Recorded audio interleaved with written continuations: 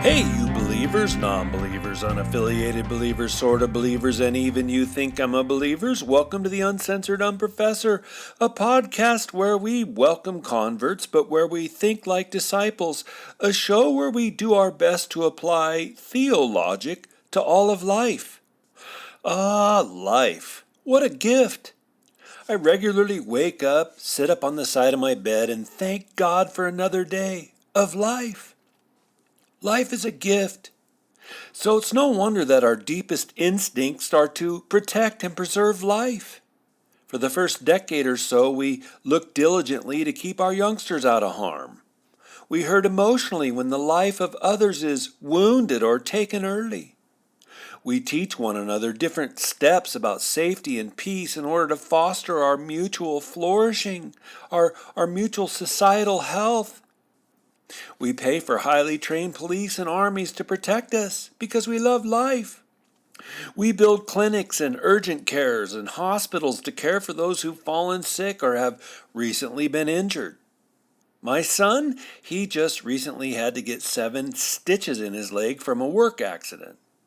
I'm grateful for the urgent care he went to in order to get aid. That aid, preventing infection, proper treatment to more quickly foster his healing, that aid helps to further his happy life.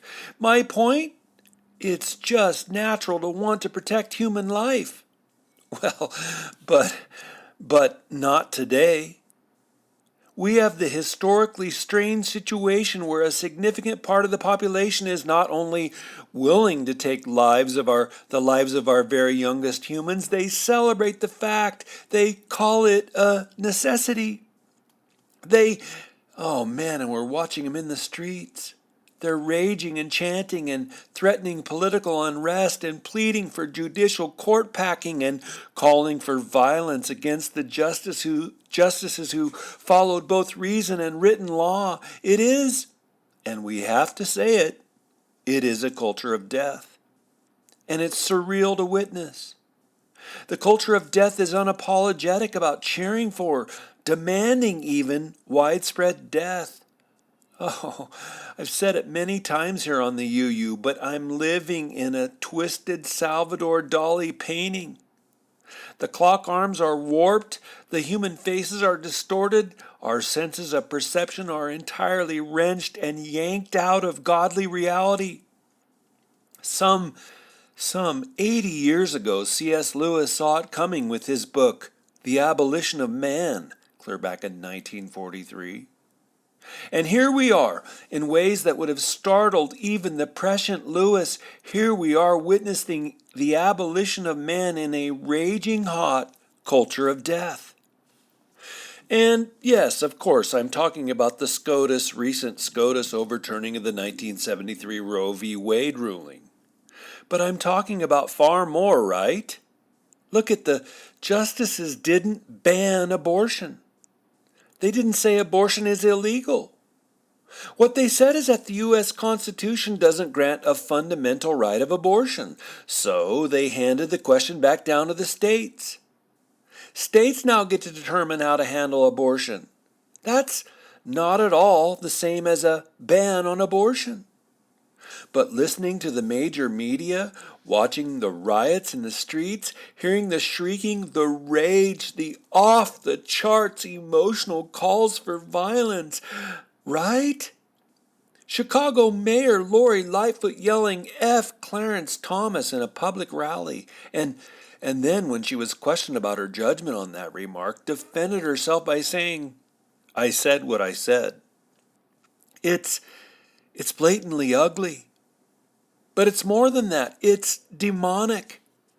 It's demonic to feel an utter lack of pity for fetuses at 3 and 4 and 5 months being forcibly removed from the womb.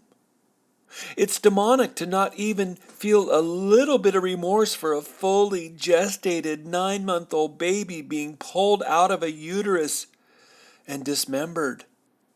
And that, all of it, it's just demonic.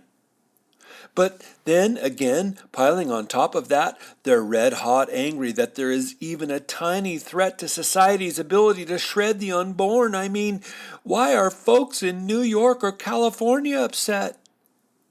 They're going to be able to have abortion on demand, fully funded by their states. They'll get to be renowned in the nation as the kings and queens of all pro-abortion states. Who doesn't want that? If anything, in the progressive states, abortion will be incentivized now. The other day, me and my old friends Jerry and Dave were FaceTiming. And we came to the realization together that there positively will be incentives for going to progressive states for abortions. I mean, will they advertise on billboards and TV commercials about the glories of going to their state to have an abortion? Will they pay for women having abortion? Will they pay for their lodging? Will there be Amazon gift certificates handed out post-abortion? Is Tesla going to offer new car rebates to women who can show their abortion receipt from Planned Parenthood? Alaska Airlines, what? Because they're based in Seattle? Alaska Airlines will pay for their employees' travel for an abortion. I wonder, will they also pay for a post-abortion massage and margarita in the airport captain's lounge? Or let's say you're going and getting a pre-work latte at Starbucks, and I wonder if you upgrade from a venti to a Trenta, will they offer you a fresh blueberry scone if you let them know you had a third trimester abortion the day before? Will we see Dick's Sporting Goods passing out frisbees and soccer balls to every woman who shows before and after pictures? Yeah, that picture was of me, 8 months preggers. Geez, what a horse I was. Then, with this picture here, this is how I look today. Rather lithe, wouldn't you agree? Really, Dick's? This is the 21st century way to sell more baseball gloves?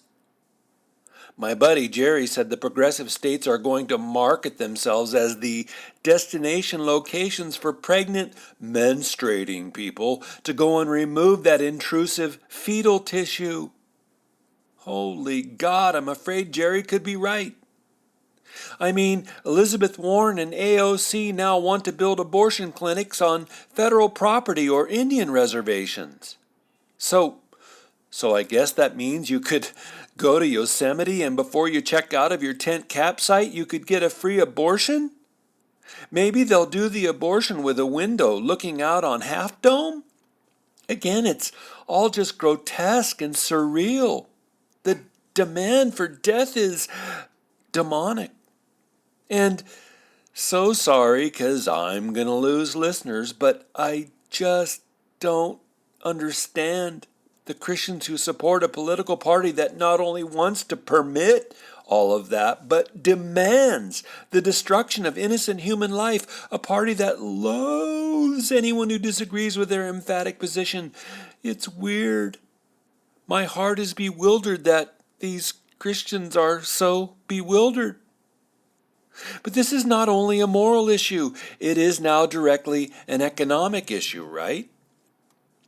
Tucker Carlson has been repeating the truth that these companies know it is less expensive to have single women working for them than married women with children. Women with children take more time off. Women with children cost more in terms of insurance packages. A woman with a child might not come to work one day because she, loving life as she does, stays home to be with her sick baby even though she will lose pay for the doing. So if you think these companies are just showing empathy or just showing some kind of corporate largesse, you're missing the point. They positively do not want employees working for them who have several children. They'd rather pay for an abortion and the expenses of getting to an abortion clinic than pay for the different expenses involved in having employees with nuclear families. The culture of death is not merely immoral, it's motivated by greed. And so now we realize why that culture of death so despises the nuclear family. The nuclear family is the means to reproduction, the means to a communal life, to a network of relationships, close at home and extended afar, a network that values something as being more important than the workplace or the state. Family values life. Family is about life. And God knows. Demons and the culture of death hate life with all of their soulless souls.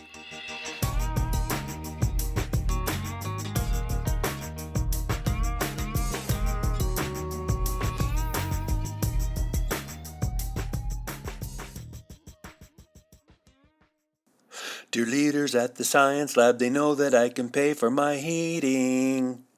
So I must be cheating. And that makes them mad.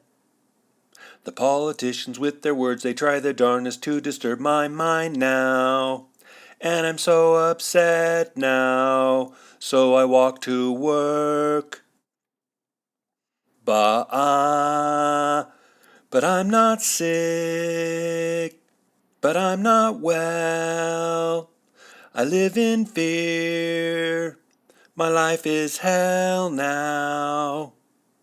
The climate, she is getting hot, and everyone I know's agreeing.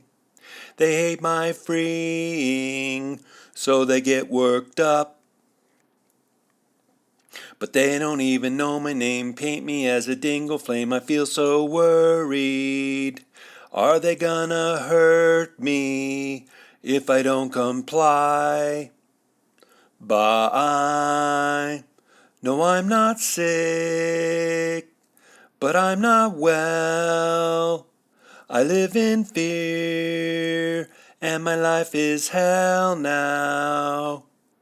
Oh, the earth is hot, so I guess I'll rot in existential terror.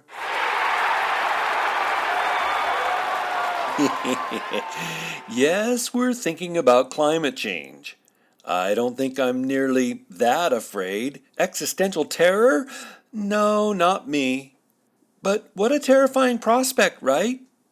The earth could go up in a blazing inferno because we use electric lights in the dead of winter? Plants will no longer be able to grow because you heat your home?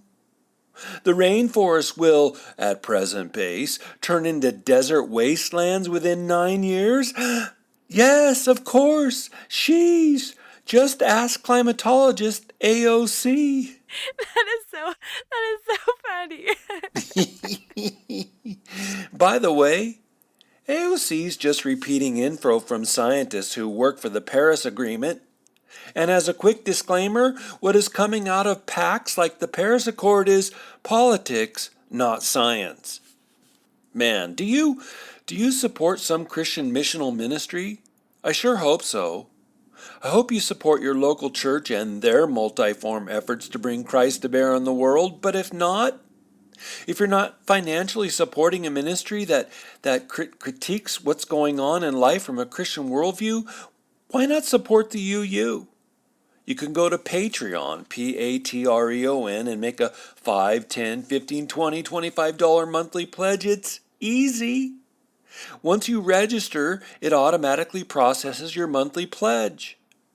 And not only do I send my Patreon supporters the transcripts for my shows, I also interact with them on a private Facebook page. So please prayerfully consider supporting a show for thinking podcasts. My sincere thanks.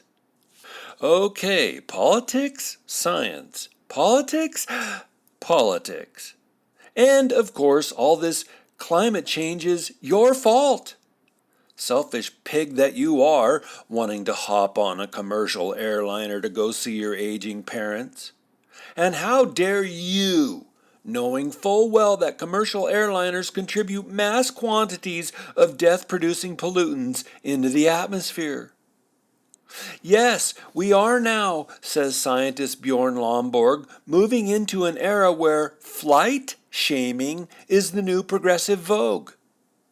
So maybe it's a good thing that there are so many flight cancellations? Now, why do you suppose those flights are being canceled at a record ratio? Is it because soccer moms have driven up the price of jet fuel? Well, actually, no. The airline pilots are, in significant numbers, refusing to get, yet again, vaccinated. There just aren't enough pilots available to supply the demand. You see, progressive policies have real-time legs to them. And besides all that, even if the human race canceled every airline flight, even if every one of we 4.5 billion people who will fly in the year 2022 agreed to never fly at all this year, the effect on the temperature would be a minuscule 5/100ths of a degree. But today, I want to think with you about CO2, carbon dioxide. According to the Paris Agreement, which has been entered into by 194 nations, we can solve climate change. And all it takes is everyone, especially you middle-class types who hoggishly feel you have a right to drive your own car to work, all it'll take is everyone together coughing up $100 trillion in wealth by the year 2100. That's the aim of the Paris Agreement. Massive financial restricting, and with it massive financial redistribution from your wallet to the bank accounts of the rich and powerful, that kind of massive financial work will help end global warming. Man, don't kid yourself.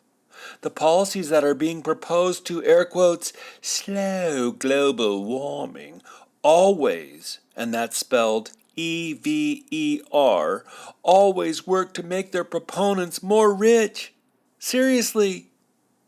Here's what climate professor Bjorn Lomborg wrote on this point. Quote, even companies not heavily engaged in green energy stand to gain. Some businesses blatantly wrap themselves in a bright green mantle for the sake of branding, of course. But others stand to gain in ways that aren't always clear to consumers. In the first decades of European climate policy, for instance, many energy companies made billions of dollars in extra profits from Europe's cap-and-trade systems. The EU intended for energy companies to buy certificates to counteract all their emissions, and the businesses would then pass the cost on to consumers, thus creating a financial incentive for company and consumer alike to reduce fossil fuel reliance.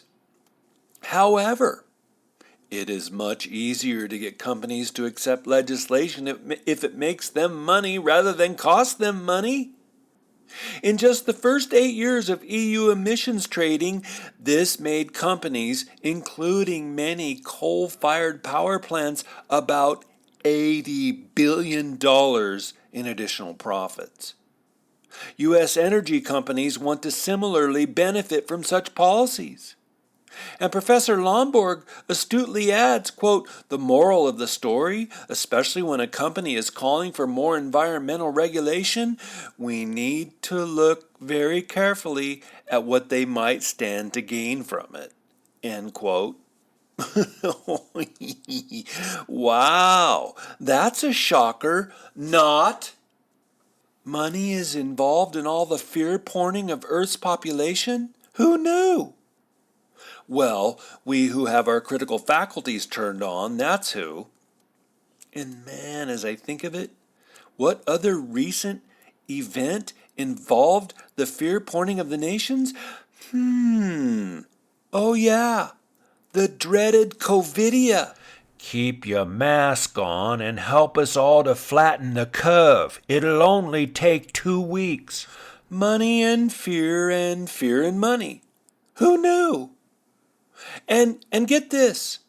Professor Lomborg says that the Paris Agreement proposal to cut $100 trillion will only reduce global temperatures by 1/6 of a degree Celsius.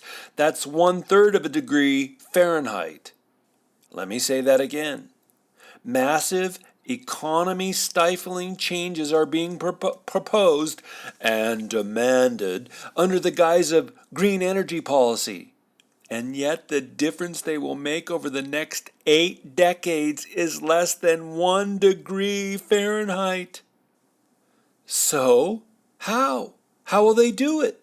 By force, of course. No, I mean, how will they do it scientifically? By reducing carbon dioxide, CO2. So, what is CO2?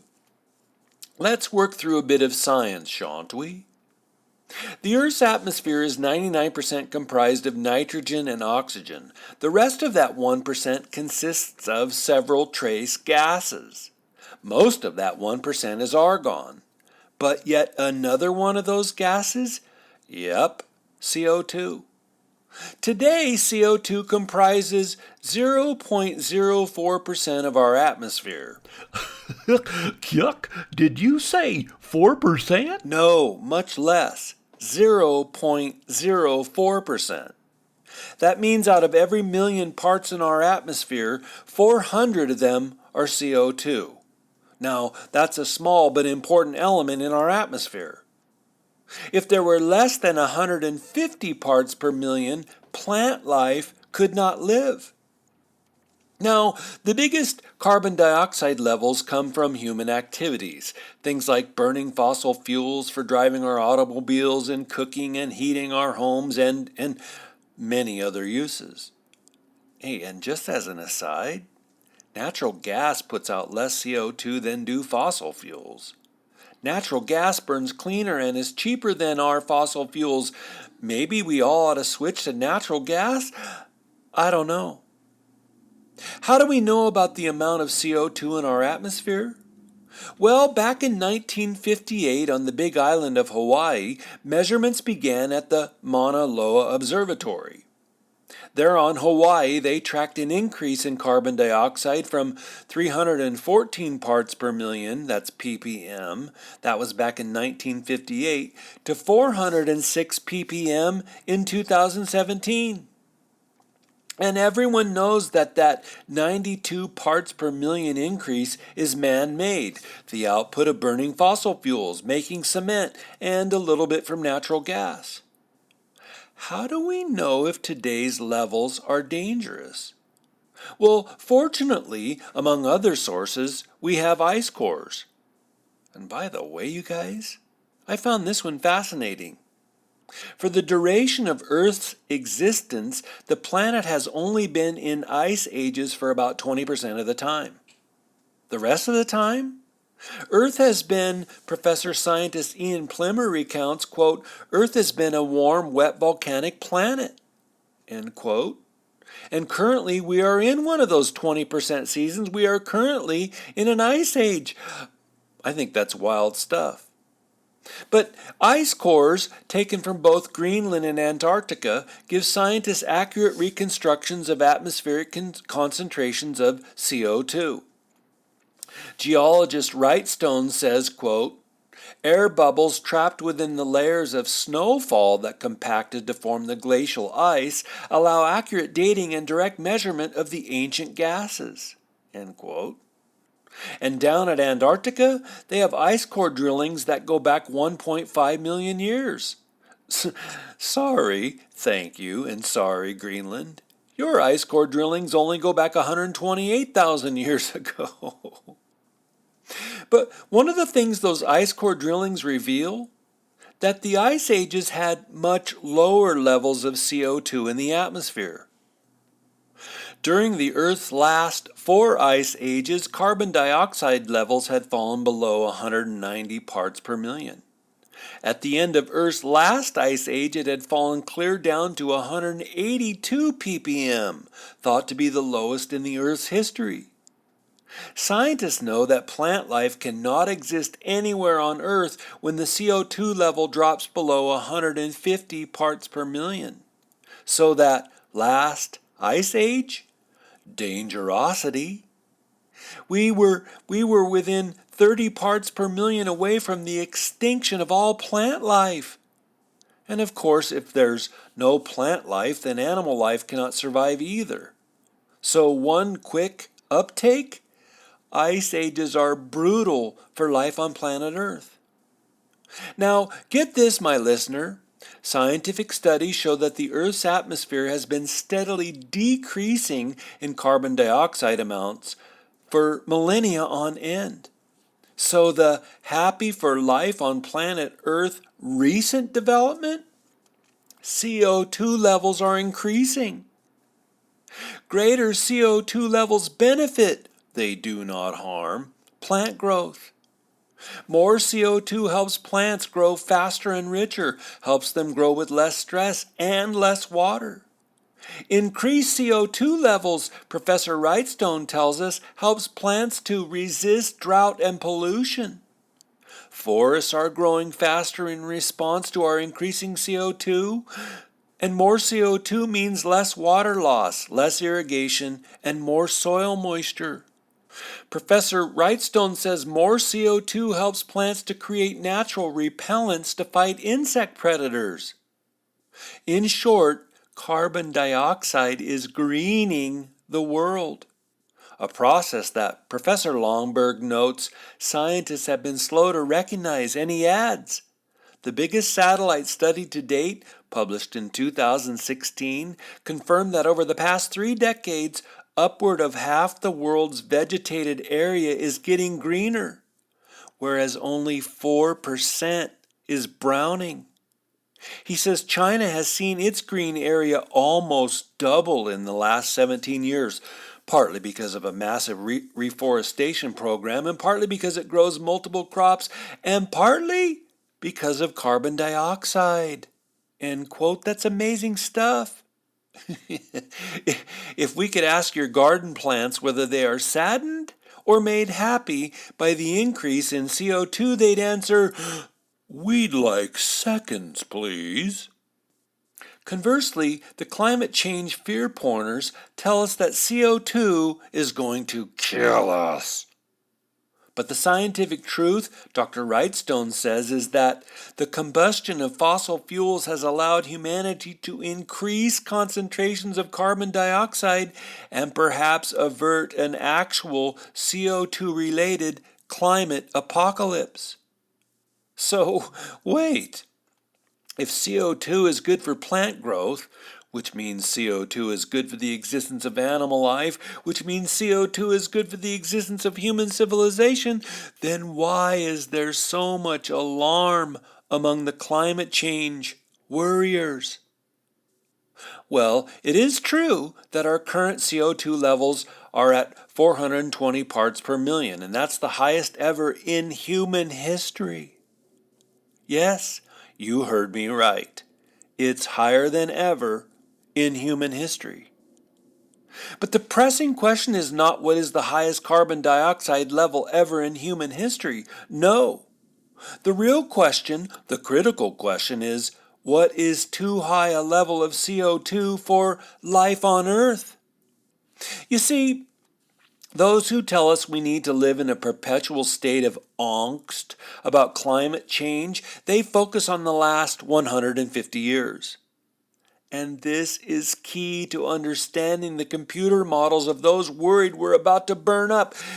They focus on the last 150 years and then project forward, based on whatever arbitrary data the preordaining computer model designer puts in. And all of that is not good science. It is good fear porning, but no, it's not good science. So what's a better way?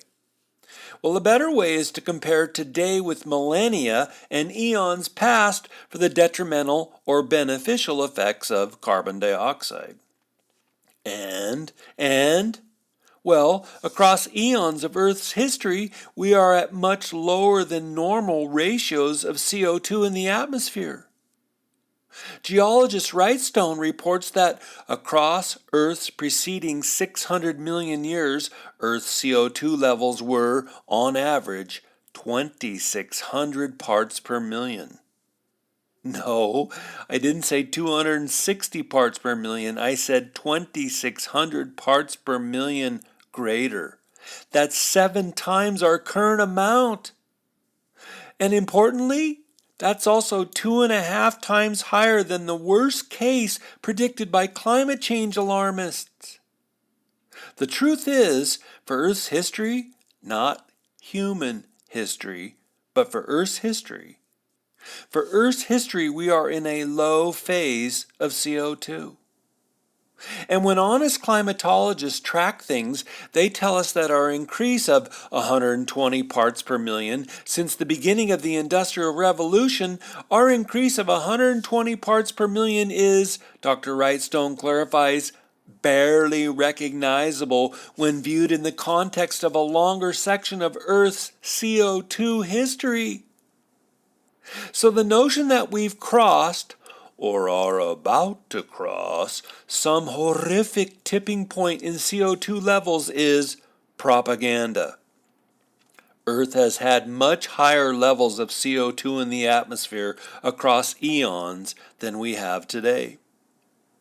So why did climate change alarmists come up with the 400 parts per million number as our existential tipping point? Because the paid scientists knew that the human race was about to cross the 400 parts per million level. They could have, Wrightstone clarifies, they could have just as easily assigned a number of 425 ppm. He says, but that would have delayed the supposed launch of Armageddon to a later, less alarmist date. If we weren't all frightened to death by recent computer models, again, models that are entirely too brief in their span and also too arbitrary in their prognostications, if we weren't all frightened to death by recent computer models, then we wouldn't have entered into the economically disastrous Paris Agreement. But no, I'm not sick, but I'm not well. I live in fear, and my life is hell now. Oh, the earth is hot, so I guess I'll rot in existential terror. You guys, can I put this still more directly? There is no way for the powers to get us to adjust our lifestyles unless we live in looming fear. There's no way to get us to hand over the levers of our own agency to the state unless we live in a gloom and doom state of being. Fear equals power. Fear equals economic power. And this is about control. Me? I won't be fear-porned. I won't be controlled. Not that easily, anyway. We should be grateful for our gradually increased temperatures because they, together with our increased carbon dioxide levels, are contributing to the greening flourish of our planet. And even if our progressive politicians aren't happy about that greening, your garden is. Hey, thanks for joining me today. I'm honored to have you with me, and please, until next time, go and turn your beautiful God-given brains on, everybody.